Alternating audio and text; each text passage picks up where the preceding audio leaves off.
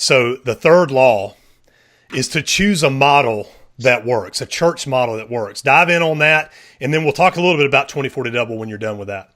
Okay, so this one's so important. One thing is certain. If you grew up in a church, you probably have already experienced the wrong model. And that's a shame.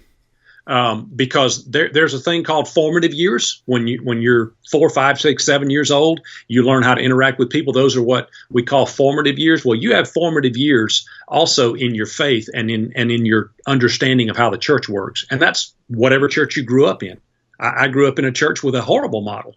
They didn't even know they had a model, but they did. It was a traditional model. Let me tell you what the traditional model has done for the American church. There was a time in the early days of America where 80% of Americans went to church on a given weekend.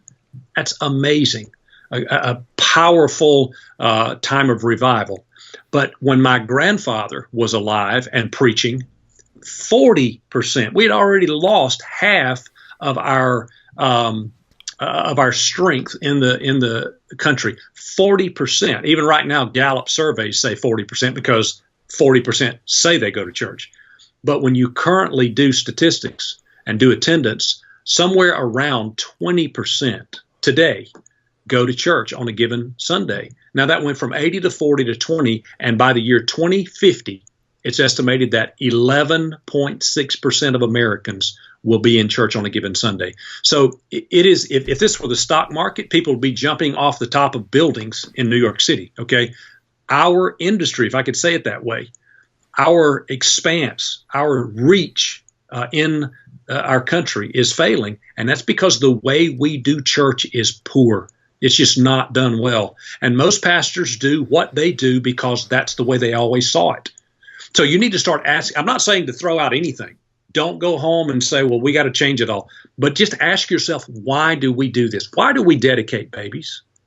I asked myself that question, and we totally changed it. We changed how we did it, and I changed how I focused on it. And I explained to our people that dedicating babies would transform our community. And we started doing it in a way that it would, and we explained what it did, but it changed the way we did all that. Why do we have Sunday school? Why do we have small groups? Why do we have church on Sunday night and quarterly fifth Sunday singings and fellowships? Why do we do Christmas plays? Why do you do a summer VBS? Why do you do 3 songs, an offering, a sermon, and a prayer? Why do we greet the way we do? Why do we market the way we do? Or why don't we market at all? Well, all of those things are just, most of that was just handed to you. That's the way it was always done, and that's the way you do it now.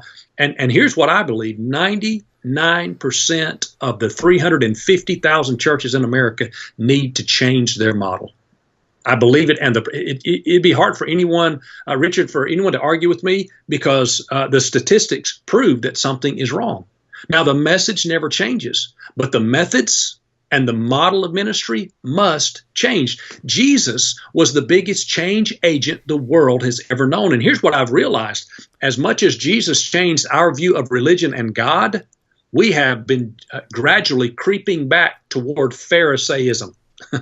And so you need to back away and say, why are we doing every single thing we're doing? Who are we as a church? Embrace a church-wide vision, and is every single thing we're doing leading us closer to that vision we say we want, or is it causing us to drift farther away from that vision? So there is a model out there for you.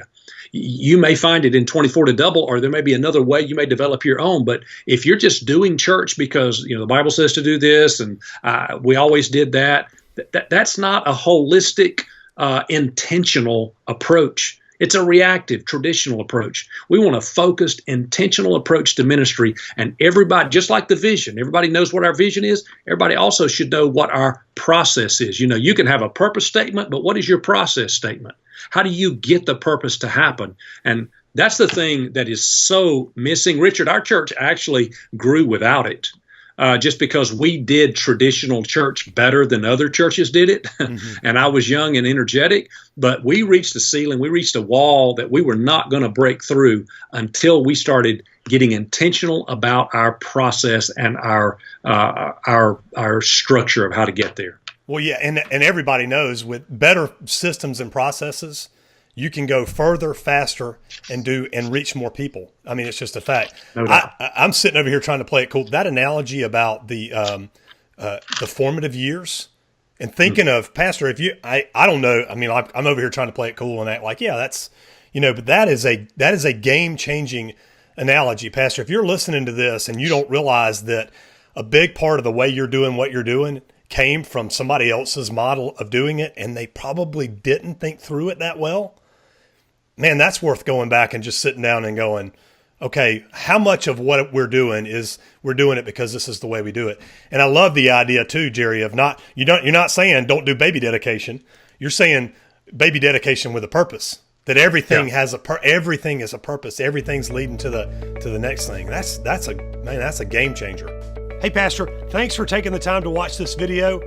Because you stuck around this long, Jerry and I think you might be a good fit for 24 to Double. 24 to Double is a 24-month whole church discipleship model that Jerry and I have used to coach more than 2,400 churches. And for a limited time, we're going to let you test drive the whole thing for just $7. Pastor, if you're looking for a way to reach people who are far from God, but right outside the doors of your church, Jerry and I would love to be a partner with you in that. So just click the button below to find out more.